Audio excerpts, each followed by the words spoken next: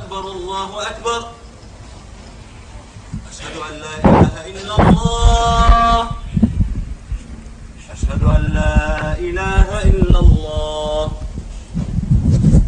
أشهد أن محمدا رسول الله. أشهد أن محمدا رسول الله. حي على الصلاة. حي على الصلاة. حي على الفلاح. حي على الفلاح. الله أكبر الله أكبر. لا إله إلا الله.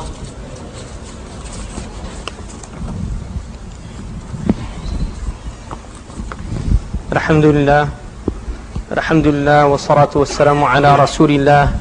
الحمد لله نحمده ونستعينه ونستغفره ونعوذ بالله من شرور أنفسنا ومن سيئات أعمالنا. من يهده الله فلا مضل له ومن يضلل فلا هادي له. وصلواته وسلامه على رسول الله، على أفضل خلق الله، على سيدنا وحبيبنا محمد بن عبد الله وعلى آله الطيبين الطاهرين وصحابته ومن تبعهم بإحسان إلى يوم الدين.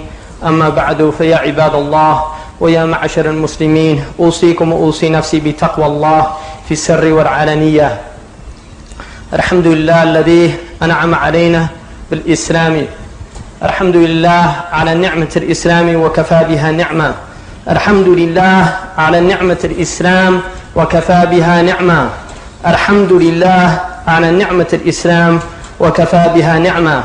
الله سبحانه وتعالى يقول في كتابه العزيز في سورة الروم بعد أعوذ بالله من الشيطان الرجيم: ومن آياته أن خلقكم من تراب ثم إذا أنتم بشر تنتشرون. ومن آياته أن خلق لكم من أنفسكم أزواجا لتسكنوا إليها وجعل بينكم مودة ورحمة إن في ذلك لآيات لقوم يتفكرون. ومن آياته خلق السماوات والأرض واختلاف ألسنتكم وألوانكم إن في ذلك لآيات للعالمين.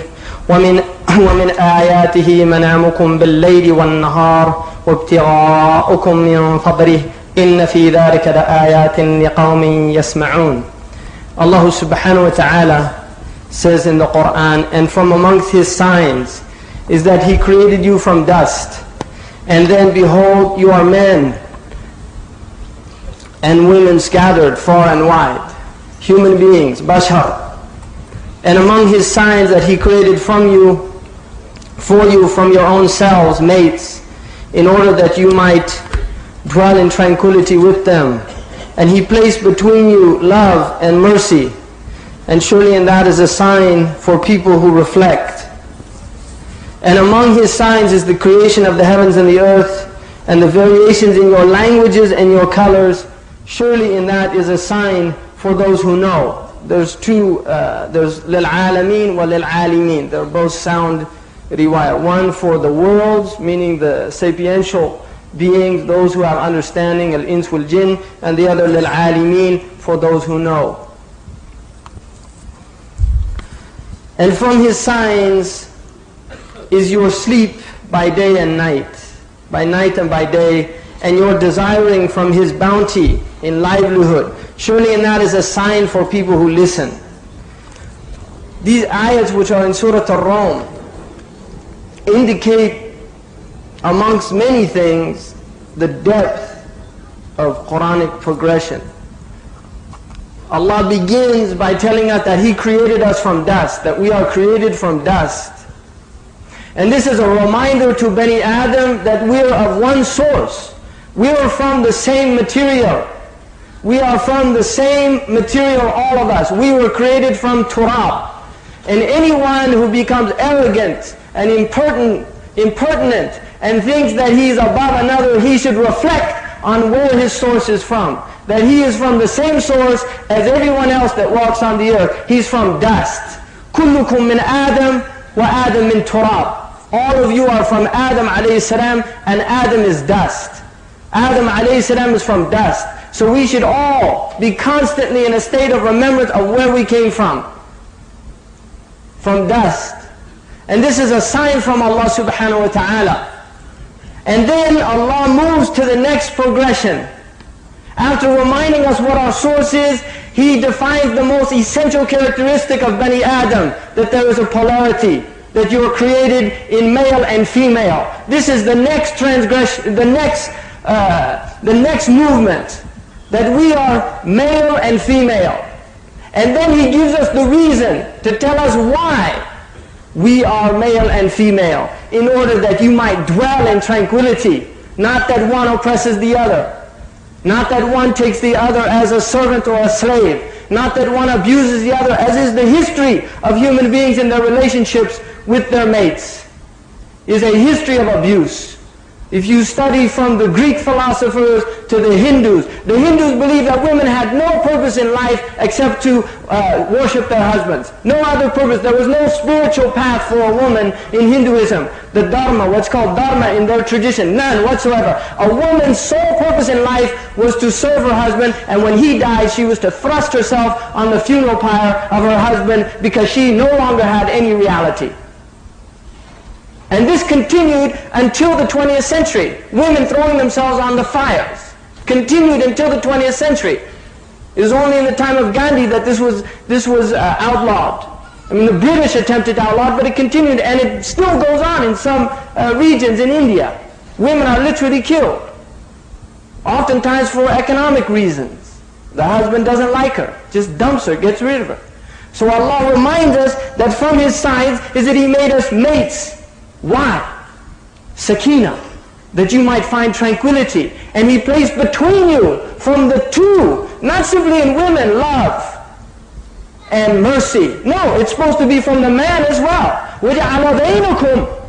And He placed between you mawadda, love. And mawadda in the Arabic language is not erotic love. Mawadda, Allah is al-wadud. And Allah does not have erotic love. Hasha. It's not a desiring love. It's not a lascivious love. It's not lust. Mawadda is a spiritual love. It's a love that transcends the body. And rahmah and mercy, that we are supposed to have mercy amongst each other, our mates. Show them mercy, show them compassion. And then Allah subhanahu wa ta'ala moves to the next meaning that we find amongst human beings. So first, our original source is dust. And then that we find that we're created with this polarity of the male and the female, this dyadic structure of our biological nature. And then the next progression is that He made from His signs the heavens and the earth. The heavens and in other words, a purpose, that we're supposed to reflect and interpret the signs of the heavens and the earth. And this is our spiritual purpose. Now, at a more mundane level, Allah reminds us, and in the differences in your tongues and your colors. So not only are you supposed to reflect on the heavens and the earth, but you're also supposed to reflect on one another. And what that means, that we have variations of tongues and colors, that we have hundreds of human languages, all coming from basic meanings, what they call the universal structure of language. All coming from some basic meanings. Out of about 30 letters, there are literally hundreds of alphabets created because even our phonetic structure is limited. We can only articulate in a certain amount of ways. So even the way that we articulate as human beings is limited. And this is a sign from Allah that we are various tongues and colors. Allah has made us colors from a whole spectrum, from dark black to the whitest of white, and everything in between. We are this color spectrum, and it's a sign from Allah subhanahu wa ta'ala for people to reflect. For people to reflect. But no, people oppress. Based on color, based on the way a person looks, based on their outward appearance, based on their tongue, based on what some incidental aspect of their nature. They are oppressed. And they are exploited and cheated out of their basic human dignity and rights because we are all Bani Adam. And then Allah moves to the next. After giving us all these wondrous signs, Allah tells us, وَمِنْ آيَاتِهِ مَنَامُكُمْ بِاللَّيْلِ وَالنَّهَارِ. Look at you all sleeping, not only during the daytime, but in the nighttime as well. Not only during the nighttime, but in the daytime you are asleep. If you look in the Arabic language, وَالنَّهَارِ is what they call ma'tuf. Allah doesn't repeat the ba there, that it's a separate sleep, it's a continuous sleep. The Prophet ﷺ said, النَّاسُ نِيَّامٌ فَإِذَا مَاتُوا انْتَبَهُوا. People are asleep, and when they die, they wake up. And this is a sign from Allah. You look around and you see, despite all of what we know, despite all of what we perceive, despite all of these things, we literally are functioning like we're completely in a subconscious state, like dreamwalkers, like sleepwalkers. People that are literally not reflecting, why are they here? Why did they come here for? Why are we killing each other? Why are we oppressing one another? Why are we doing these things? Why are the Muslims in the state that they're in if it's not other than this deep sleep? But despite that sleep, ابتغاءكم من فضله, you're still looking out for the bounties of Allah in your livelihood. That doesn't prevent you. Your sleep doesn't prevent you from going out and getting your livelihood in the dunya. Is a sign from Allah. إِنَّ فِي ذَلِكَ لَآيَاتٍ لِقَوْمٍ يَسْمَعُونَ. These are signs for people who listen, who hear. Now hearing is a function of people that are awake. It's not a function of people that are asleep. It's a function of people that are awake. Because when you're asleep, in a deep sleep, you can't hear what others are saying. You're in a deep sleep. And this is why even though we hear the Quran recited, we hear these messages, we're not listening. If we were listening, we would be acting. And if we were acting, we would see change. But where's the change? Let's each of us ask ourselves, where is the change? What's happening? What's taking place? Where's the great Islamic revival? Where are the institutions? Where are the people studying Sharia? Where are the people going out and calling people to Allah subhanahu wa ta'ala? Where are they? In this country you can almost count them on their hands. You can almost count them on their hands. In this masjid alone, the people that do things, I mean, it certainly fills up on Jumu'ah. But we're very good at sitting around and criticizing those few people that are out there doing something. We're very good at that. We're brilliant. We'll go out and criticize everybody, but what? What are you doing? Where is it? Show me. Where's your alternative? Like Sultan Abdul Hamid said, I've never seen a revolutionary build what he could destroy. I've never seen a revolutionary build what he could destroy. I mean, it's one thing to go down and smash a building down. Anybody can do that. Some ignorant person that gets a sledgehammer can destroy a building. But to build a building is another matter. You need people that are educated. You need architects. You need carpenters. You need people that know how to put things together.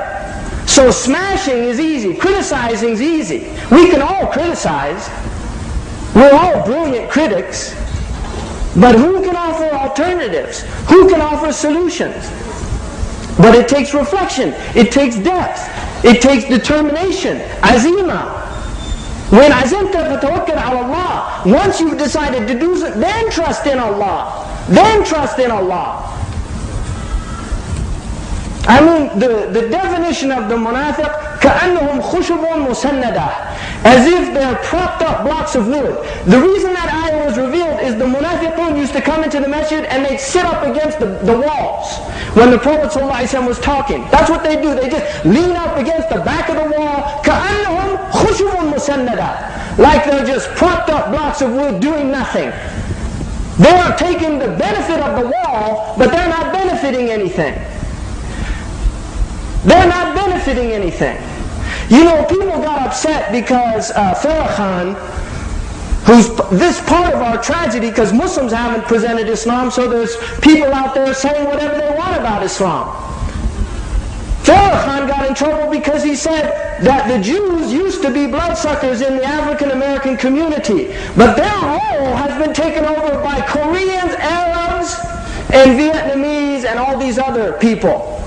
What's a bloodsucker? A bloodsucker is a leech that latches onto a body and derives benefit. It's called a parasite. It's called tufayli in the Arabic language. The Arabs didn't like tufaylis. They used it as a bad word. Tufayl was a man who used to show up at parties without being invited because he just wanted to eat.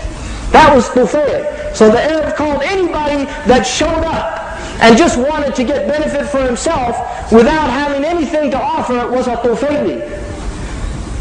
So we have people in East Palo Alto, in San Francisco, in Oakland, you see people whose grandfathers and great-grandfathers brought Islam to the corners of the world. They open up their liquor stores and distribute their filth amongst the African Americans. And then they have the audacity to call them abd in their language. You talk to these people. They have the audacity to call these people abd. Yani abd al-yawm. As if a black man's color determines the fact that he's a slave. Where did that come from? What kind of jahiliyyah did that come from? Where did it come from? Abd. And I've heard it myself with my own ears. And I won't mention the cultures and the languages that use that word. But you know, the ones that speak those languages, who gave you a right to call a black man a abd in the Arabic language, in a language that came to elevate the black man? I mean, we've done nothing for this community in this country. We have done nothing for these people. What have we done for them? We can criticize them. We can talk about Warifuddin Muhammad. We can talk about Louis Farrakhan. We can talk about all of their leaders. We can make fun of their rap music and think it's funny. Their contribution to American culture. Find it cute the way they talk. And we can do all that, but what have we done for these people? I mean, if you look at history, we say the Africans are tree worshippers, rock stone worshippers, animists, as if they have no culture, no tradition. What do you think the Arabs were doing before Islam came? What do you think the Arabs were doing? They were worshipping stones and rocks and trees and burying their children alive. And killing a man, just like the Bloods and the Crips kill each other. They were killing somebody. If somebody of a Kelbi went and killed a Tamimi, all the Tamimis would go and they'd kill any Kelbi they saw. That was called Jahiliyyah. Seriously. I mean, what's the difference between those people and the Jahiliyyah Arabs? There's no difference. The only difference is that Allah blessed us with Islam. That's the only difference, or we'd just be doing the exact same thing that they're all doing, because that's the human condition. That's all we'd be doing. I mean, this is reality. Look at the Christians, these great, wonderful people that have given the world civilization. What kind of civilization did they have before a Semitic book came to them? They were all out worshiping trees and stones and rocks, like every other culture. The Druids, the pagans of Europe, the Visigoths. Study and read their history. That's all they were doing. They didn't do anything. They didn't write any books until Christianity came to them, and it came to them in such a distorted form that they manifested their Christian civilization in a distorted form. So they persecuted people based on race. When Islam, the pure teaching, came to the Arab, they went out and took it to other people. When the Arabs spread Islam amongst the Sudanese, it used to be called Bilad al-Sudan, which was all of black Africa. They took people that were worshipping stones and turned them into scholars. And most Muslims don't even know the history of the African contribution to Islam. The black African contribution to Islam is infinitively greater than the contribution of the Arabs of the Arabian Peninsula after the 3rd century. We can literally mention thousands of black African scholars. Thousands of them. And you'll have a hard time finding one historic scholar from the Najd or from Kuwait or one of these countries. You'll be hard pressed to find one. And yet the Yoruba people, there's a book called Shifa Ruba fi Tahriri Fuqaha Yoruba. A book written about the Fuqaha just of one tribe, of the Yoruba people of southern Nigeria. We haven't studied the Takrur people. We don't know about one of the greatest universities in Islamic history is the Sankore University in Timbuktu. And most of the scholars were black Africans. But we don't know about that. And we certainly don't go out and tell the African American that you have something to be proud of. Don't be ashamed. You come from a great people. They're not a bunch of animists, and no. These people are going back to worshiping trees and stones. You can go join white religions now where they worship trees and stones. They call them Wiccas.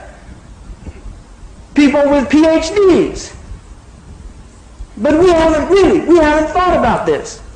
Nobody knows about Sheikh Uthman Dan Fodio's contribution establishing Khilafah, fighting the jihad. We don't know about Omar Tal and the jihad he led against Arab slave traders who were illegally, by Islamic law, illegally capturing black Africans, some of them Muslims, and selling them to Europeans. I mean, this is historical. This is not something made up.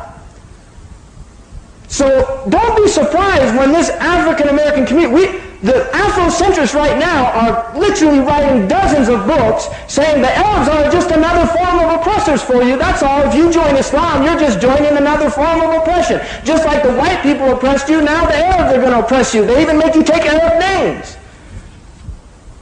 This is what they're saying.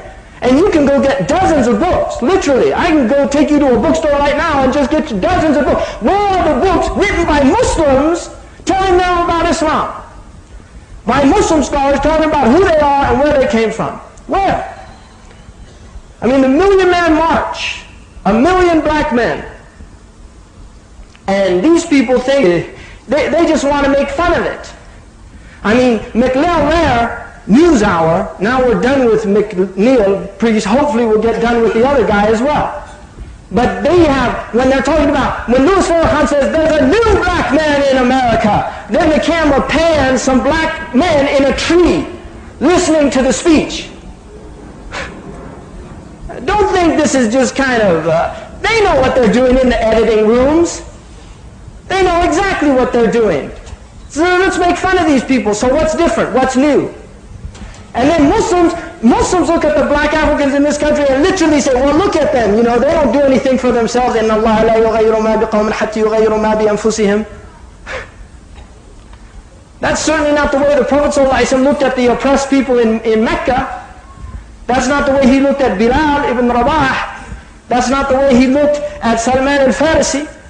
He went and gave them the message. He delivered the message to them and raised them up and elevated them, and gave them human dignity that Allah has promised them.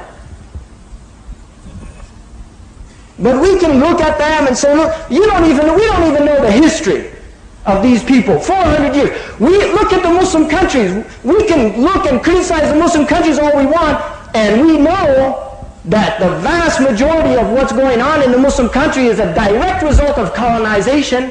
We haven't gotten over colonization. The Muslims haven't gotten over colonization. We all still want to become just like the white European. That's what the Muslim goal is now. Let's get a degree from the university in technology, so we can build cities like they build cities. We can even have city planning like they have city planning. I mean, Muslims know more about European culture than they do about their own culture, because all their higher education is from these institutes that are basically just propaganda machines. Really, I bet you most Muslims now, educated Muslims, know more about European history and civilization than they do about their own Islamic civilization. Because they certainly don't know about the black African contribution to Islam. So this is the state we're in. What are we going to do? What are we going to do here in America? In this state alone, California, this is the second largest incarcerator in the world. California, in the world, second to China. There are more blacks in California prisons than there are in all the countries of the world put together. What's going on? Well, the Quran tells us what's going on. إِنَّ فِرْعَوْنَ عَلَى فِي الْأَرْضِ. Fir'aun has exalted himself in the earth, وَجَعَلَ أَهْلَهَا شِيَعًا, and made its people sects, split them up, fighting each other in factions. يَسْتَضْعِفُ طَائِفَةً مِّنْهُمْ. But look at the Pharaonic methodology. He takes one group from all the groups that he have made into sects. He takes one group in particular. يُذَبِّحُ أَبْنَاءَهُمْ. And he slaughters their men. He slaughters their men. وَيَسْتَحْيِي نِسَاءَهُمْ. And leaves their women alive. إِنَّهُ كَانَ مِنَ الْمُفْسِدِينَ. He's from those who sow corruption in the earth. This is the Pharaonic technique. Get people, read the Federalist Papers. I mean, Muslims, we don't read. We don't even know the country we're in. We don't know its history. We don't know what these people believe in. Read the Federalist Papers, where they explain the whole American political system is based on creating factions that have to compromise in order to get anything done. I mean, this is their own paper. They spill all the beans. They'll let you know exactly what they do. They don't have any problems about that. You can go find all the information you want. Set people up into factions. Why, though, do they take one group and kill their men and leave their women alive? Because, according to the tafsir, they're afraid of their destruction at the hands of those people. They're afraid of their destruction at the hands of those people. Now, if you listen to rhetoric, America's society is going to hell. Why? Because of crime. It's going to destroy us. Well, where's the majority of crime coming from? The black men. Well, what do we do? They get a Harvard professor to tell us the reason that they're criminals is because they're retarded. They're mentally retarded.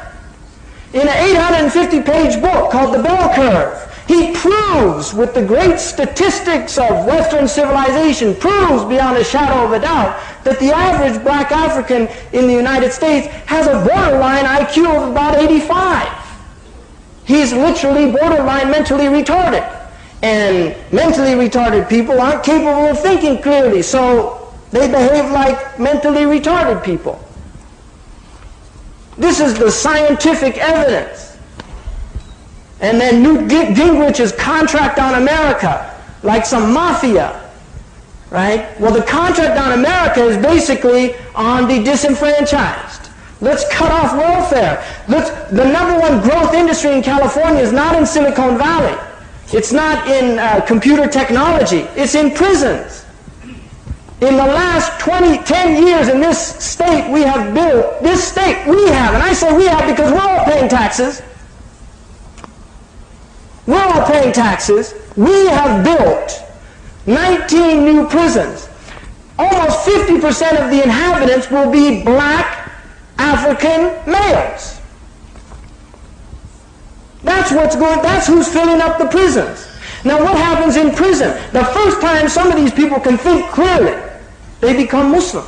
And if you read Newsweek now, they're getting scared because they're becoming Muslim at phenomenal rates. Now why are they afraid of Islam? Because Islam is what you call a primary form of resistance. There are two types of resistance. These people recognize that. You read their books. We don't read their books. We don't understand. We don't know what they analyze, what they look at. No, because we're too busy studying engineering and studying medicine. We don't read their books. But their books are very revealing. They say there's two basic types of resistance: secondary resistance and primary resistance. Secondary resistance is when an oppressed group takes an ideology of the dominant oppressor and uses it against the oppressor himself, which is an ipso facto sign that they're inferior. You see, if you're borrowing the rhetoric of the oppressor to resist them, you're basically telling them, well, we can't even think for ourselves how to get out of this mess. We have to use you. That's a secondary form of resistance. A primary form of resistance is when they literally take something that the oppressor has no knowledge of. And it's a critique and a form of resistance outside of the oppressor's frame of reference. Now, when the black African, the black American Muslim people in this country begin to take Islam as a critique, as a psychological unifying factor, and as a form of articulating what they have been experiencing for 400 years, that's problematic to the dominant culture. That scares them. That gives them the shakes. Because it's not Marxism, it's not rhetoric from Marxism or from animistic Africa. It's a proven form of resistance that in every single historical context where it has been used to the letter, it has been given victory by Allah subhanahu wa ta'ala. And this is what their kahana, just like the kahana of Fir'aun, told Fir'aun that one of their sons is going to kill you. This is what they understand. And that's why they bumped off Malcolm X. That's why they had to get rid of him. Now, if they get rid of him by using his own people, that's even better. Because that's what Allah tells us He does. جَعَلَ أَهْلَهَا شِيَعًا. He makes their own people split amongst themselves. Their own great leader, Abraham Lincoln, said, quoting the Bible, a house divided amongst itself cannot stand. A nation divided amongst itself cannot stand. So once you have all the black people fighting each other and shooting each other, that's the way يُذَبِّحُ أَبْنَاءَهُم. They kill their sons by giving them the guns, the drugs. Where are they coming from? You can even watch it on 60 Minutes and they'll tell you the CIA is bringing in drugs in this country. They'll even tell you on television. Why? Because they know you're not going to do anything about it. They know you're just going to, over coffee, wow, did you see 60 Minutes? The CIA's bringing drugs into the country. Isn't that incredible? And even more incredible, they'll even tell us. As if we're in some kind of free country, some kind of democracy. Isn't America wonderful? It's just wonderful. Don't we all love it? Aren't we all having a great time here? Living the American dream? In our nice cars and our nice houses. Looks good. Certainly looks good from Karachi's point of view. Certainly looks good from Cairo's point of view. Certainly looks good from Bosnia's point of view, from Sarajevo. It looks real good in America. Streets are paved with gold, lined with gold. Not in East Palo Alto, not in East Oakland. It certainly looks like that up in Los Gatos, but it doesn't look like that down in East Palo Alto. Doesn't look like that in Harlem. Doesn't look like that in Detroit. Doesn't look like that in San Quentin when you're behind bars. But hey, what do we do with people that can't think? Just put them behind bars. I'm just putting this out for people to think about. We have to think. I want everybody, including myself, to ask themselves today, what am I doing here? What am I doing in America, in this great land of opportunity? The opportunity of the Muslims here, what's considered the white man's burden, the black man, is the Muslim's opportunity. The white man's burden is the Muslim's opportunity to get himself into Jannah. But we have to do something. I'm open to suggestions. I mean, one thing you can do is certainly start giving these people, we've got 700 Muslims in Folsom. We have Muslims in Soledad, in San Quentin, within an hour's driving. And we should start, you know what it means to have a kufi? For one of these people, you know what that means? To have a hat you can wear on your head that says that you're a Muslim? I mean, really, do you know what that means? To one of these people to have a subha that he can say La ilaha illallah with? I mean, really, let's just all ask ourselves what we're doing here in America. What we're doing here. Let's all ask ourselves that today. Because an Iranian woman was just locked up in her restaurant with a swastika carved into her stomach and tied up and bound, and the restaurant was burnt, started on fire. She was left there to burn inside her restaurant. All right. We've had mosques that are being literally burnt down. And it's happening here, but we're all just sleeping, just sleepwalk through life. You know, can't wait to get that new television or that new stereo or whatever people are thinking about getting. Just dunya, and it doesn't last. It's going to go. It's going to go. We're going to go with it, and then we have to ask ourselves, what did we do here? What did we do here? You see, Musa, when he went, he saw fire. He saw fire. And he went to get that fire, and he told his family, I'm going to get you some fire that you can warm yourselves with. But when he got there, he went there for a material purpose to the mountain. He went for a material. Fire is a material substance. He went there to get fire. But Allah had another intention. Allah said, I want to speak to you. And Allah said, you have to go to Fir'aun and tell him who he is and what he's doing.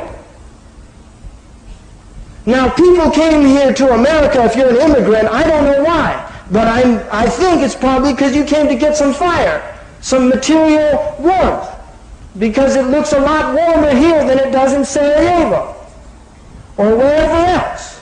But Allah has a message, and we're supposed to be the people that carry it. Now, you can either choose to just get your little piece of fire while Allah is calling you and take it back to your family, or you can choose to do what Musa a.s. did and respond to the call. وَلَا تَكُونَنَّ ظَهِيرًا لِلْكَافِرِينَ, and don't be a supporter of the kafirin. أَقُولُ قَوْلِي هَذَا وَاسْتَغْفِرُ اللَّهَ لِي وَلَكُمْ وَلِسَائِرِ الْمُسْلِمِينَ.